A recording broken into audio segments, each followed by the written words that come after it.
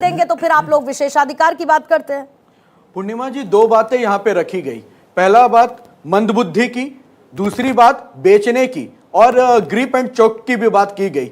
देश की जनता के ग्रिप के द्वारा कांग्रेस की राजनीति को टोटली चौक्ड कर दिया गया है और जिसका परिणाम स्वरूप तीसरी बार भी विपक्ष में बैठकर यह हल्ला हंगामा आंख मारते नजर आते हैं। और दूसरी बात, मंदबुद्धि कौन है और कौन नेता है।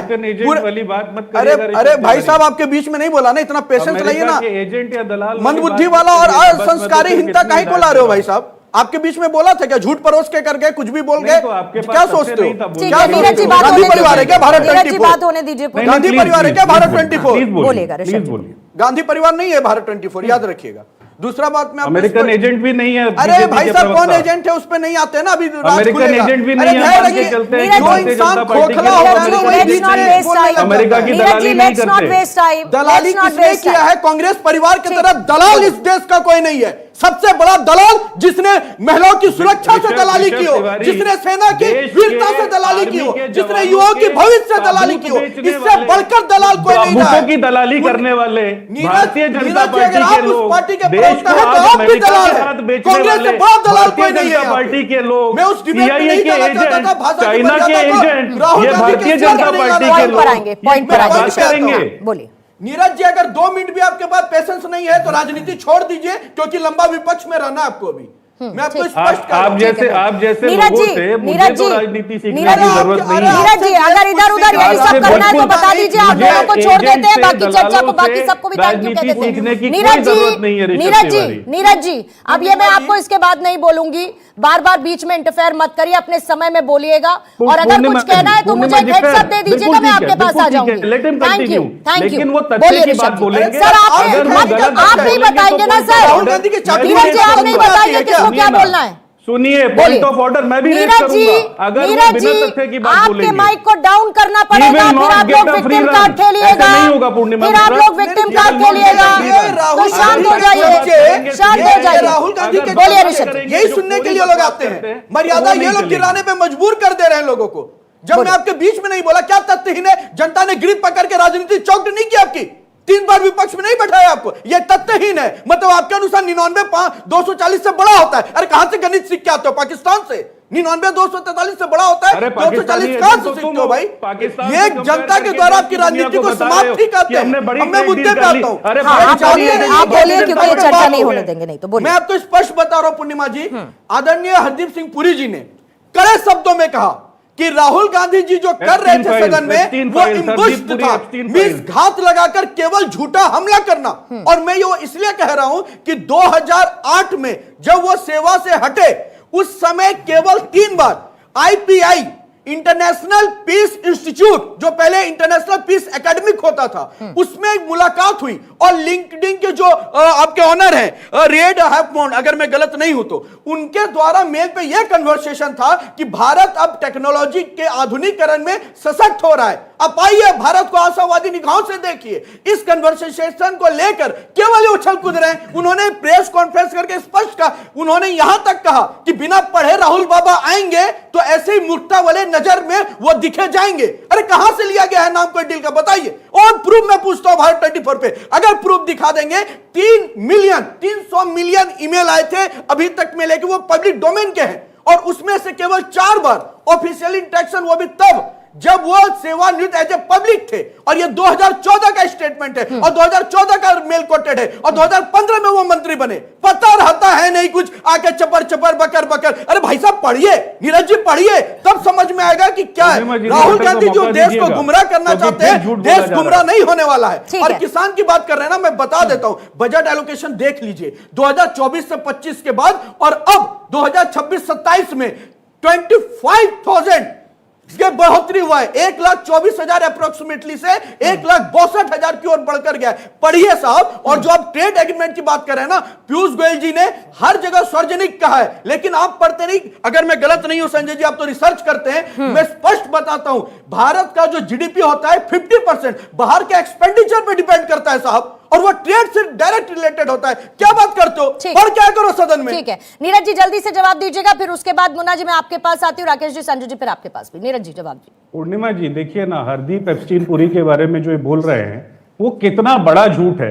कि पूरी दुनिया के अंदर आज कितनी सरकारों में कितने इस्तीफे हो गए सिर्फ इस बात पर कि यूके का केस ले लीजिए। ऋषभ जी को पढ़ने की ज्यादा वो चल रही है ना, तो ऋषभ जी पढ़िए। आज यूके ने केयर स्टारमर ने जिस व्यक्ति को वहां पर एम्बेसडर लगाया यूएस में, उसके संबंध इनके साथ थे, तो उनकी कैबिनेट में इस्तीफे शुरू हो गए। आपको शायद ये जानकारी नहीं होगी। और आपको बैलेंस ऑफ पेमेंट्स और ट्रेड डेफिसिट अगर मैं समझाने लगा तो आपको यह पता चलेगा कि भारत ने अपनी स्वायत्तता को कैसे बेच दिया। आज हम रशिया से तेल खरीदेंगे कि नहीं खरीदेंगे, ये मेरी राष्ट्रीय स्वायत्ता है, नेशनल सोवरेनिटी। पूर्णिमा जी एक मिनट, बड़ा इंपॉर्टेंट पॉइंट है। देखिए हमने कैसे अपनी नेशनल सोवरेनिटी को आज बेच दिया। आप समझिए, रशिया से तेल खरीदना अमेरिका का राष्ट्रपति हमें बताएगा, हम किस पर कितना टैरिफ लगाएंगे ये हमारे अमेरिका का राष्ट्रपति बनाएगा। और क्या ये देश को बेचने की बात आप करते हैं और इतनी पढ़ने पढ़ाने की बात नीरज जी चल ही रही है, तो मुझे ये बता दीजिए, मुझे ये बताइए कि अमेरिका के पूर्व राजदूत हैं डैनियल पैट्रिक मोयनिहान, इनकी किताब पढ़ी है क्या कभी? मैंने बिल्कुल पढ़ी है। तो सीआईए के साथ उस वक्त नेहरू इंदिरा के रिश्ते कैसे थे, किस तरीके से इंटरवेंशन करने की इजाजत दी गई, खुद को कमतर आका गया, इंटेलिजेंस को बिल्टअप नहीं किया गया, कहां पर यूपीए ने सरेंडर कर दिया, ये सब कुछ तो लिखा है ना उसमें। तो जो खुद अपने इतिहास में इतनी बड़ी भूल कर चुके हैं, आज वो सिर्फ आरोपों के माध्यम से क्या सवाल उठाएंगे?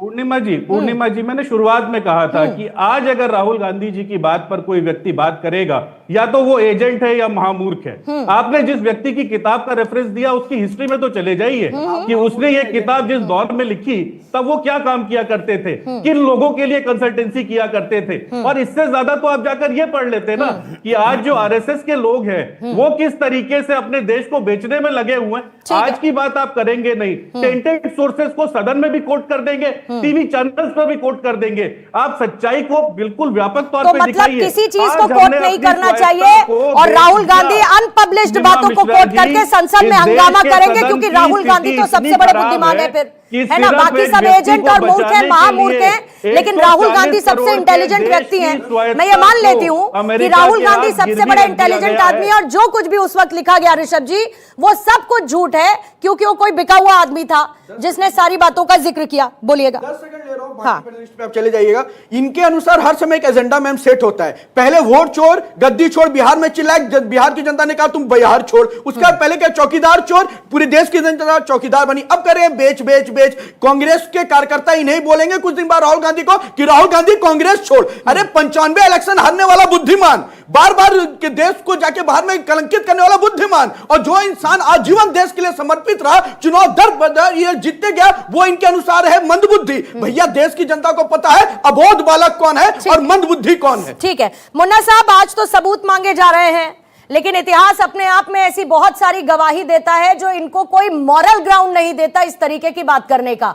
लेकिन नैरेटिव बिल्डिंग ज्यादा चल रही है बनस्पत इसके कि बात आप फैक्ट्स और सबूतों के साथ सामने रख सके। कुल मिलाकर तो एक भ्रम की स्थिति पैदा हो रही है ना। या तो बात करनी है तो फैक्ट्स के साथ करिए, और हर बार ये बार बार ऐसा ही होता है। पिछले कई समय से हम देख रहे हैं संसद की कार्रवाई में व्यवधान इन्हीं हंगामे के चलते बाधित होता है और संसद नहीं चल पाती। पूर्णिमा देखिए, ऐसे चीजों से इनको रोकना नहीं चाहिए ना। इनकी इन्हीं हरकतों से लगातार हम लोग तीसरी बार मजबूत सरकार बनाए हैं। देश की जनता तो इनको जान चुकी है, विपक्ष के लोगों को और खास करके एलओपी को। नैरेटिव तरह तरह का चलाते चलाते बिहार में हालात ये हो गई कि ये अब कहीं कुछ भी नहीं बचा। वोट चोरी का अंतिम और आखिरी इन्होंने भ्रम फैलाने की कोशिश की, बिहार के लोगों ने उसको नकार दिया। चुनाव आयोग को झूठे सबूत लेकर के आए। जब चुनाव आयोग ने बोला कि आप हलफनामा दे करके आओ मैं बताता हूं, तो हलफनामा नहीं दे पाए। ऐसे लोगों के आरोपों से क्या मतलब है। अभी आप बात कर रहे थे किसी पार्टी के विपक्ष के प्रवक्ता कि किसानों के हितों की अनदेखी की गई। अरे साहब, मेरे नेता आदरणीय चिराग पासवान जी का ही अगर विभाग ले लेना, खाद्य एवं प्रसंस्करण, तो इस ट्रेड डील के माध्यम से इतने बड़े बाजार खुले हैं कि चाहे आप फलों का देख लीजिए, आप उसमें की सब्जियों का देख लीजिए, एक तो भंडारण की व्यवस्था बनेगी, एक्सपोर्ट के नए दरवाजे खुले हैं, किसानों को दाम मिलेगा उचित, और एक ग्लोबल मार्केटिंग यहाँ से स्टार्ट होने वाला है। तो इन सब, और उसके चलते रोजगार और स्वरोजगार के अवसर उत्पन्न हो रहे हैं। तो आप ऐसे झूठे तरह के आरोप लगाने से तो कोई फायदा है नहीं। दूसरी बात हो गई कि हमने रसिया से तेल लेना बंद कर दिया, कोई सबूत नहीं है साहब। हाँ, रसिया से तेल ले रहे हैं, लेकिन हमारे साथ विकल्प और भी खुले हैं कि हम कई अन्य देशों से भी ले सकते हैं। इसका मतलब ऐसा थोड़ी हो गया कि किसी से हमने लेना बंद कर दिया। तो ट्रेड डील पे जो इतना सशक्त रूप से हुआ है, अगर उनके शर्तों पर हम लोगों को ट्रेड डील करना होता तो ये तो आज के 6 महीना पहले हो गया होता। किसानों के हितों की रक्षा, यहाँ के उद्योगों की रक्षा, चाहे वो लघु उद्योग हो, मध्यम उद्योग हो, या यहाँ पर रोजगार के अवसर प्रदान करना हो, ये तीनों लोगों की रक्षा। क्या हम यहाँ पे जो हमारे मध्यम दर्जे के उद्योग उत्पादन कर रहे थे उनके उत्पादों को सड़ा दे? क्या उनको अंतर्राष्ट्रीय स्तर के मानकों पर हमें उनके मूल्यों का तय करना नहीं चाहिए? हम अपने देश को 2047 में विकसित भारत बनाने का लक्ष्य दिया है और उस पर लोगों ने 2/3 बहुमत से एनडीए को सरकार दिया है। तो ऐसे में उनके लिए मैं ना सोचूं, क्या इस पर मैं ध्यान लगाऊं कि राहुल गांधी जी क्या मुझ पर आरोप लगा रहे हैं? और राष्ट्रपति जी जब उसी बातों को देशवासियों को बताना चाह रहे थे पूर्णिमा जी, तो धन्यवाद प्रस्ताव पर बोलने से रोका गया। ऐसा भी कहीं होता है क्या? प्रधानमंत्री व्यक्ति थोड़े ही हैं, 140 करोड़ लोगों के वो प्रतिनिधि हैं और एक आदिवासी महिला जो कि प्रथम नागरिक है। आप उनके सम्मान में अगर कोई बोलना चाहते हैं, धन्यवाद देना चाहते हैं, इसका मतलब आपकी दलित विरोधी मानसिकता, महिला विरोधी मानसिकता, आदिवासी विरोधी मानसिकता रह कर निकलती है, वो सदन के अंदर में भी निकली है। ठीक है, प्रधानमंत्री जी जब बोलने के लिए गए तो इनके, मैं इसका जवाब लेती हूं उनसे, लेकिन उससे पहले सर बोलिए। उसके बाद प्रधानमंत्री जी को आने से माननीय लोकसभा अध्यक्ष जी ने मना किया। जिस तरह की ये साजिश रचने में माहिर है, फिर वहां पे साजिश करने की कोशिश की। मुझे पूर्णिमा जी आपसे जानना चाहता हूं मैं, इनसे पूछिए कि महिला सांसदों को विपक्ष में बैठने का जनादेश भारत के लोगों ने दिया था, ट्रेजरी बेंच के तरफ किस उद्देश्य से वो गए थे? इसी का जवाब आप पूछिए। ठीक है, मैं नहीं समझता हूं कि भाई इसका ये जवाब अभी तक ले लेती हूँ। बहुत सारे सवाल हैं, उसका नीरज जी जवाब देंगे, लेकिन राकेश शुक्ला जी आपके पास फिर आती हूँ। संजय जी मैं आपके पास। राकेश शुक्ला साहब देखिए, आरोप प्रत्यारोप लगातार जारी है, लेकिन फिर भी इतिहास को तो देखना होगा ना। अगर आज इतने सरेंडर और विदेश के किसी नेता द्वारा दबाव की स्थिति भारत के लिए बनी हुई है, यूएस दबाव बना रहा है, भारत कुछ कर नहीं पा रहा, उसकी शर्तों पर सब कुछ कर रहा है, अगर ये सारे आरोप लगने ही हैं तो आरोपों के साथ फिर आपको अपना पूरा इतिहास ये भी देखना पड़ेगा कि जब आपकी सरकार थी आपने क्या किया। बीते कुछ समय में जितने आपने आरोप लगाए, या तो कोर्ट की तरफ से क्लीन चिट दे दी गई, या आपकी तरफ से कोई ऐसे सबूत नहीं रखे गए जिससे आपकी बात और मजबूती के साथ साबित हो सके। तो आप तो सिर्फ कहकर निकल लेते हैं। पूर्णिमा जी, हमें याद करना चाहिए यूपीए 1 को। यूपीए 1 के लास्ट के जो 1.5 साल थे उस पर आप बिल्कुल ध्यान दीजिए। 2008-9 ये बहुत ही मतलब कहिए संक्रमण काल था उस समय पर, जब प्रधानमंत्री आदरणीय मनमोहन सिंह जी के नेतृत्व में अमेरिका के साथ न्यूक्लियर डील हो रही थी और यूपीए में कांग्रेस के नेतृत्व वाली सरकार को बिल्कुल समर्थन देने वाली लेफ्ट पार्टी इनके खिलाफ पूरी तरह से मैदान में उतरी हुई थी। और तब लेफ्ट पार्टी मनमोहन सिंह सरकार और खासकर मनमोहन सिंह जी पे जो आरोप लगा रही थी कि मनमोहन सिंह जी भारत को अमेरिका के हाथों बेचना चाहते हैं, आज माननीय राहुल गांधी जी वही आरोप दोहरा रहे हैं। सवाल इस बात का है कि जब उस समय पर डील हुई और आरोप लगा, क्या वो डील घातक थी भारत के लिए? मुझे लगता है पूर्णिमा जी, हमें हर डील का नफा नुकसान देखना चाहिए और किसी भी पार्टी की सरकार रही हो, भारत के साथ कभी अहित न की है और न करेगी। माननीय मनमोहन सिंह जी ने भी डील क्यों किया? क्योंकि न्यूक्लियर पावर की जरूरत थी भारत को, और आज 8-9 के समय पर की गई डील के कारण ही भारत को एक अच्छा खासा ऊर्जा केंद्र के रूप में विकसित होने का रास्ता बना है। तो क्या प्रधानमंत्री नरेंद्र मोदी को, जिसको कह रहे कंप्रोमाइज हो चुके हैं, आज जो फैक्ट शीट में बदलाव आया है वो क्या बताता है कि प्रधानमंत्री नरेंद्र मोदी कंप्रोमाइज हुए हैं या डोनाल्ड ट्रंप कंप्रोमाइज हुए? क्या अमेरिका इतना कंप्रोमाइज कर सकता है कि एग्रीकल्चर पे दाल जैसी चीजों को बाहर कर दिया, डिजिटल पे संशोधन किया, और जो एक बार चल रहा था कि $500 बिलियन का सौदा करेगा भारत, उस पे इन्होंने संशोधन क्या किया है कि वो इरादा रखता है, यानी कर भी सकता है और नहीं भी कर सकता, ऐसी कोई बाध्यता नहीं है। राहुल गांधी जी के साथ जो प्रॉब्लम आ रही है, राहुल गांधी जी के जो सलाहकार है वो उनको समझाते हैं कि दो चीजों पे फोकस करिए, एक हेडलाइन, और ये बोलेंगे तो सरकार बैकफुट पे जाएगी, ये बोलेंगे तो हेडलाइन बनेगी। और इसी के चलते राहुल गांधी जी उसी पे अटक के रह जाते हैं और पार्लियामेंट के अंदर उनकी तरफ जो बात कही जाती है वो इसीलिए प्रमाणित नहीं हो पाती। आपको याद होगा चुनाव आयोग के टाइम पे उन्होंने महाराष्ट्र का और कर्नाटक का रखा था मतदाता सूची, बहुत एग्जाम्पल्स है सर, बहुत और उन्होंने कहा कि हम, जब चुनाव आयोग ने कहा कि आप एफिडेविट दे दीजिए, वो नहीं दिए। आज भी संसदीय कार्य मंत्री बोले कि जो आरोप आपने लगाया है